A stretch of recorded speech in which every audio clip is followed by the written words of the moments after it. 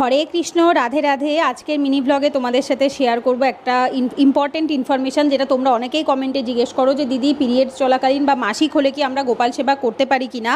তো দেখো, ফার্স্টেই বলবো সেটা হচ্ছে কোনোভাবেই কিন্তু গোপাল সেবা বন্ধ করা উচিত নয়। তার কারণ যেহেতু আমরা গোপালকে বাড়ির ছেলে রূপে দেখি বা ছোট বাচ্চা রূপে দেখি, সেহেতু কোনোভাবেই কিন্তু গোপাল সেবা বন্ধ করতে নেই। তবে হ্যাঁ, যদি একান্তই এরকম হয় যে কেউ নেই বাড়িতে করার, তখন তুমি দূর থেকে সেবা দিতে পারো।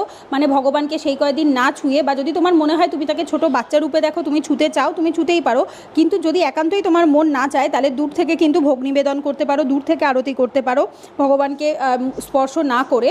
কিন্তু আমার বাড়িতে সেটা অসুবিধা হয় না, যেহেতু আমার মা আছে এবং মাই যে সময় আমি করতে পারি না সেই সময়টা মা করে দেয়।